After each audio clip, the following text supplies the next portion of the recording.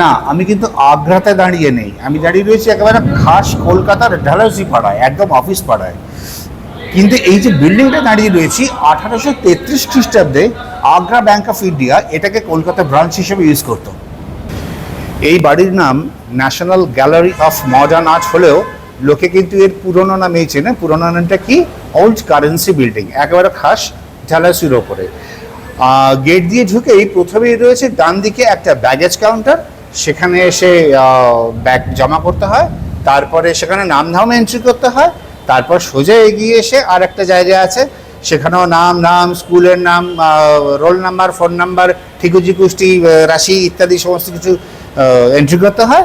তো আমি সেখানে লিখে দিয়েছি যে আমার রাশি সানাশি, আমার জনগণ আমাকে ওটা দেখে বললো যে আপনি কোনো পার্টি করেন নাকি দাদা?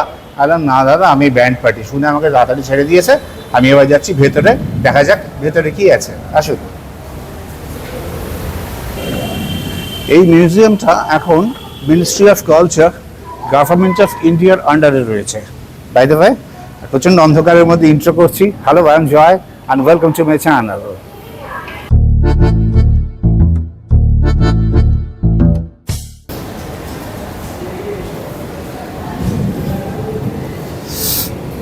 একতলা থেকে চলে এসেছি ফার্স্ট ফ্লোরে। দেখা যাক এখানে কি কি আছে।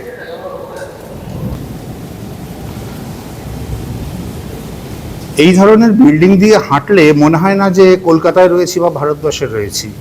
একেবারে খাস ব্রিটিশদের তৈরি এবং একটা ইটালিয়ান আর্কিটেকচার। প্রথমেই ডান দিকে একটা ঘর পড়বে, এখানে আগে ঢুকে দেখি। ঢুকেই খুব সুন্দর কিছু পেন্টিং লাগানো রয়েছে দেওয়ালে। সাদা দেওয়ালের মধ্যে এই রঙিন ছবিগুলো বেশ একটা সুন্দর রিলিফের মতো কাজ করছে। ইন দ্য ইয়ার অফ 1868 ব্রিটিশরা এই বিল্ডিংটাকে মুদ্রা নিয়ন্ত্রকের অফিসে রূপান্তরিত করে। আর 1935 থেকে 1937 পর্যন্ত রিজার্ভ ব্যাংক অফ ইন্ডিয়া এই বিল্ডিংটাকে তাদের সেন্ট্রাল অফিস হিসেবে ব্যবহার করে। আচ্ছা, একটা কথা বলে নেওয়া ভালো, আমি আগেও শুনেছিলাম যে এখানে এয়ার কন্ডিশন প্রত্যেকটা রুম, মেশিন কিন্তু চলছে, এয়ার কন্ডিশন মেশিন, কিন্তু যথেষ্ট গরম। আমি জানি না কাজ করছে না কেন। এই ঘর থেকে চলে যাওয়া যায় পাশের ঘরে। বড় একটা দরজার মতো রয়েছে, কিন্তু কোনো পাল্লা নেই। ঢোকার পরেই একটা ইনস্টলেশন রাখা রয়েছে। পেছন দিক থেকে বোঝা যাচ্ছিল না অ্যাকচুয়ালি কি এটা, কিন্তু আস্তে আস্তে সামনের দিকে এলে বোঝা যাবে it's a human face. I think this is a pregnant woman. ওই দেখো, গিরগিটি কন্যা উল গুনছে। আবার দেখুন, কেন্দ্রীয় বনপূর্ত বিভাগ এটাকে ভান্ডার হিসেবেও ব্যবহার করেছেন। This is an Italian architecture এবং মেঝেতেও রয়েছে ইটালিয়ান মার্বেল। যারাই মেনটেন করুক না কেন, আমাদের মানে দর্শকদের অবশ্য কর্তব্য নিজেদের দায়িত্বে এই সমস্ত কিছু। প্রচণ্ড মেঘ ডাকছে আজকে।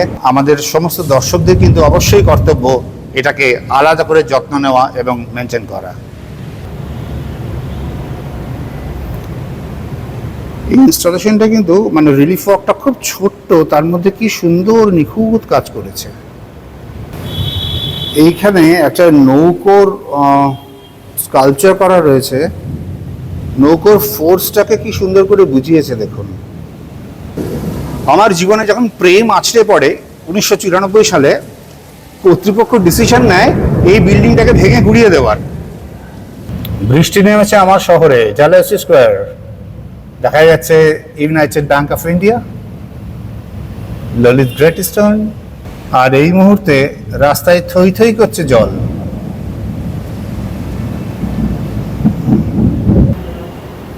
এটা একটা উড কার্ভিং করা রয়েছে দেওয়ালে। 1996 থেকে 98 পর্যন্ত সিপিডব্লিউর কংসরা এই বিল্ডিংয়ের বংশ ধ্বংস করার জন্য একেবারে উঠে পড়ে লাগে। কিন্তু চলতি 2026-এর ফিফা ওয়ার্ল্ড কাপে কাবো ভার্ডের গোলকিপার ভজিনা যেমন একটার পর একটা গোলকে সেভ করে চলেছে, ঠিক সেরকমভাবে Indian national trust for art and cultural heritage এবং কলকাতা কর্পোরেশন ঝাঁপিয়ে পড়ে ধ্বংসলীলাকে রক্ষা করে। এটা দেখুন, একটা শঙ্কু আকৃতির জিনিসের উপরে একটা বিল্ডিংয়ের আর্কিটেকচার দাঁড় করানো রয়েছে, অ্যান্ড দ্যাটস হ্যাঙ্গিং। ছোটবেলায় ইতিহাস বইতে কনিষ্কর মূর্তি দেখেছি স্কন্ধ কাটা, আমি জানি না এর মাথা নেই কেন, নিশ্চয়ই কোনো একটা কারণ আছে। আর 2003 সালে এই ভবনটি চলে যায় প্রত্নতাত্ত্বিক জরিপের হাতে, যারা 2005 থেকে 2019 পর্যন্ত পুরো এই বিল্ডিংটাকে সংস্কার করে। এরপর একেবারে হাত ধরাধরি করে চলে আসে কোভিড এবং নরেন্দ্র দামোদর মোদী। 2020 সালের 11ই জানুয়ারি এই ভবনটাকে পুনরায় জাদুঘর হিসেবে খুলে দেওয়া হয় জনগণের জন্য।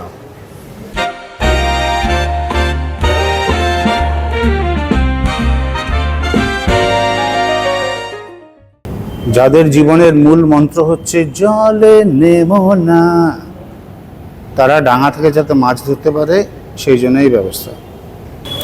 আচ্ছা, প্রত্যেক সোমবার ছাড়া সপ্তাহের প্রত্যেক দিন সকাল 10টা থেকে 5টা পর্যন্ত এটা খোলা থাকে। নিশ্চয়ই মনে থাকবে 10টা 5টা, ওকে। বাট সেটা হচ্ছে এখানে যখন কোনো এক্সিবিশন চলে তখনই কিন্তু এটা খোলা থাকে। এক্সিবিশন যখন চলে না তখন কিন্তু এটা বন্ধ থাকে, সেটা যে বারই হোক। এখন কথা হইতেছে এখানে এক্সিবিশন চলতেছে কি না, এইটা আপনারা জানবেন কেমনে?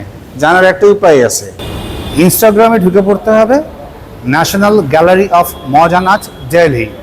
দিল্লিতে ঢুকে পড়লেই সেখান থেকে সারা ভারতবর্ষে যেখানে যেখানে এই গ্যালারি রয়েছে সমস্ত জায়গাকার খবর আপনারা পেয়ে যাবেন। খবর নিন আর চলে আসুন। আজকে একটা বৃষ্টির ছায় দিন, বাইরে প্রচণ্ড মেঘ ডাকছে, বিদ্যুৎ চমকাচ্ছে, একটা সাংঘাতিক অবস্থায় আজকে আমি এখানে দাঁড়িয়ে রয়েছি। বাই দ্য ওয়ে, যেটা বলার সেটা হচ্ছে এখানে আসবেন কি করে। This is so easy, very very easy, একেবারে খাস ডালহৌসিতে। প্রথমে বলে দিই এটা কোথায়, এটা কি বলবো, মানে ডালহৌসি বাস স্ট্যান্ড যেটা ছিল তার ঠিক উল্টো দিকে, এখন বাস স্ট্যান্ড নেই, এখন মেট্রো স্টেশন যেটা তার ঠিক উল্টো দিকে।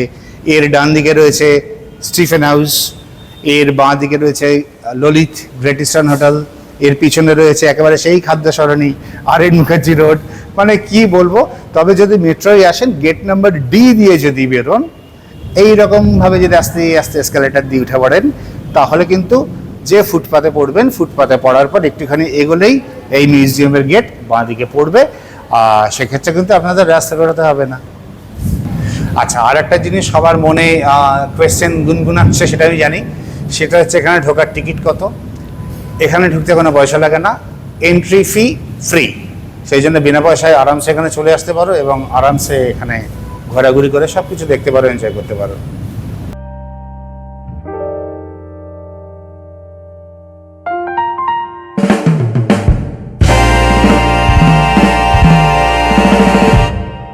দোতলার পাঠ শেষ করে এবার চললাম 3 তলায়। দেখা যাক 3 তলাতে কি আছে। 3 তলার বারান্দায় এসে প্রাথমিকভাবেই যে জিনিসটা মনে পড়লো, পাহাড়ের কথা মনে পড়লো। পাহাড়ে বড় বড় কাপড়ের পেন্টিং ঝোলে, যেগুলোকে থাঙ্কা বলে, সে থাঙ্কার মতো বিভিন্ন জিনিস ঝোলানো রয়েছে।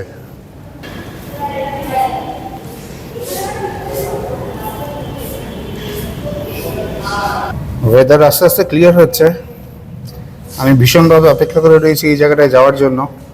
বৃষ্টি না থামলে এখানে যাওয়া যাবে না। এই ইটালিয়ান আর্কিটেকচারটাকে ধরতে গেলে এই জায়গায় পৌঁছানোটা খুব জরুরি।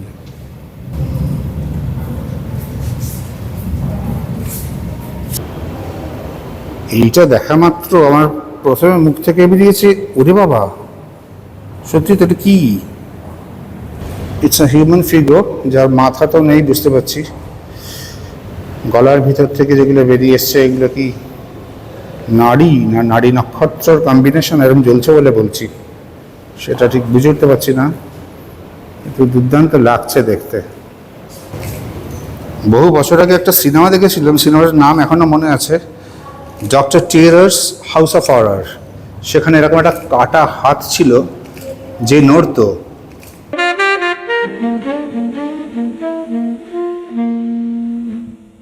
এটা একটা পাতার ফসিলের মতো দেখতে, কিন্তু এটা রোড ডিভাইডারের মতো মাঝখানে কেন রেখেছি বুঝতে পারছি না। এই ছবিটা দেখে মনে পড়ছে ছোটবেলায় আমি এই ধরনের একটা ছবি এঁকেছিলাম, সেটাও এর সঙ্গে দিয়ে দিলাম।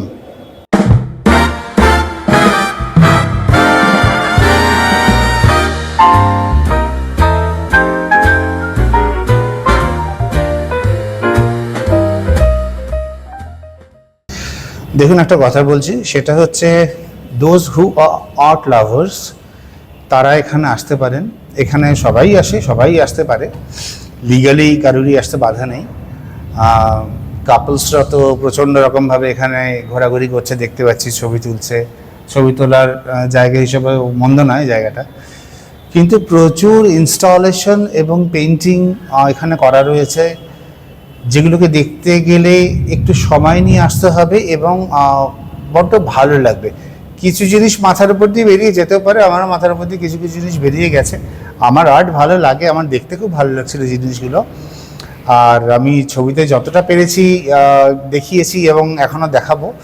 আর সবথেকে বড় কথা হচ্ছে, এই রকম মানে আমাদের শহরে সিটি অফ জয়, কলকাতাকে বলা হয় সংস্কৃতির পীঠস্থান, এই জায়গায় দাঁড়িয়ে এই যে সর্বত্র বিভিন্ন জিনিস ছড়িয়ে রয়েছে, মানে পার্ক, ওয়াটার বডি তো আছেই, এই যে নানা রকমের মিউজিয়াম, আর্ট গ্যালারি এইসব ছড়িয়ে রয়েছে, এগুলো দেখতে দেখতে না মনে অনেক ইচ্ছা জন্মায়, অনেক পুরনো দমে যাওয়া ইচ্ছা আবার নতুন করে জেগে ওঠে। আমার এই মুহূর্তে যে ফিলিংগুলো হচ্ছে জাস্ট আপনাদের সাথে শেয়ার করছি, এছাড়া কিছু নয়। বাই দ্য ওয়ে, আমি ডেফিনেটলি বলবো আপনারা প্লিজ এখানে আসুন এবং এই জায়গাটাকে ভিজিট করুন। This is a small installation, কিন্তু কি অদ্ভুত ভালো।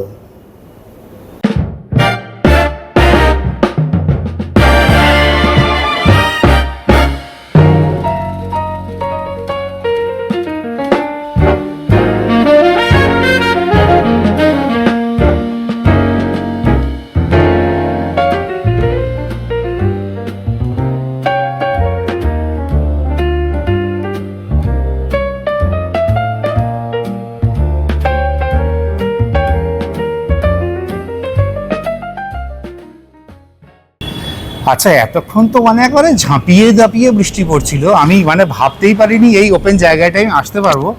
এটার জন্য আমি অনেকক্ষণ ওয়েট করে রয়েছি, যদি বৃষ্টি থামে, যদি বৃষ্টি থামে। আলটিমেটলি বৃষ্টি থেমেছে বলবো না, কিন্তু থামার পথে আমি চলে এসেছি। ওনাদের রিকোয়েস্ট করেছি, ওনারা আমাকে আসতে দিয়েছেন এখানে। এই জায়গাটা একটা অদ্ভুত, জানি না, কিছুটা ইটালিয়ান আর্কিটেকচার, কিছুটা গ্রিক আর্কিটেকচার, সব মেলানো মেশানো। আসুন এই জায়গাটাকে ভালো করে দেখি।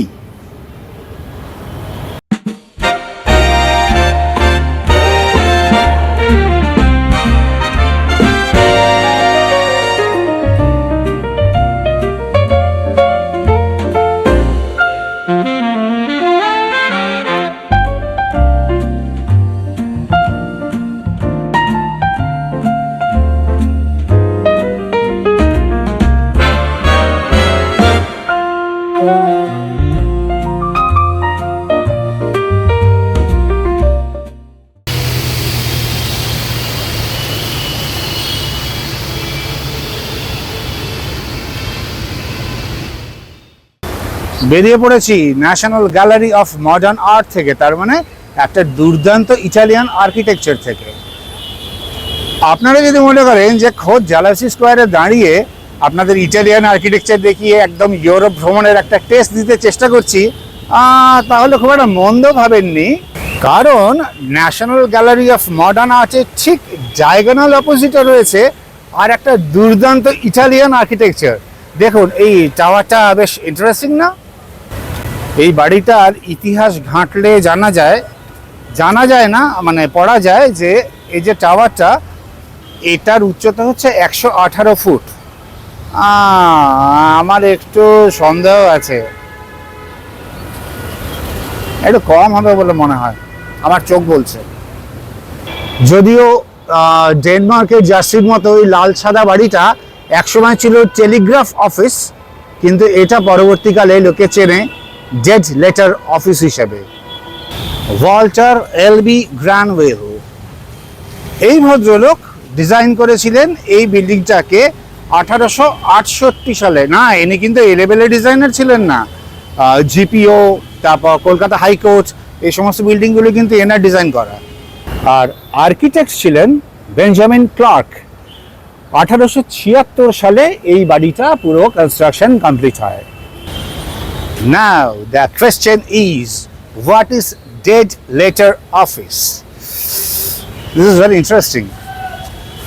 অ্যাকচুয়ালি যেসব চিঠিপত্র পাঠানো হতো এখান থেকে কাউকে, সেই সব চিঠি যাদের পাঠানো হতো তাদের যখন খুঁজে পাওয়া যেত না, সেই চিঠি ফেরত আসতো, এবং এখানে ফেরত আসার পরেও যিনি লিখেছেন তাদেরও যখন খুঁজে পাওয়া যেত না সেই চিঠি ফেরত দেওয়ার জন্য, তখন এই বাড়িতে সমস্ত চিঠি জমা হতো।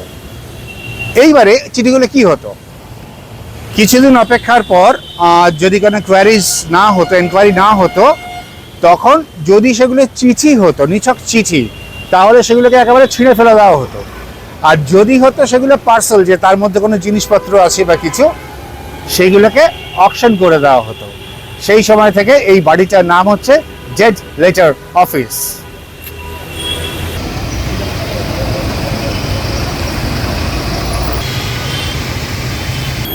আর হ্যাঁ, আমরা কলকাতার যত রাস্তাঘাট, ব্রিজ, পার্ক, এই সমস্ত কিছু নিয়ে আলোচনা করি না কেন বা গর্ব করি না কেন, এই সমস্ত কিছু তৈরি হয়েছে ব্রিটিশ আমলে।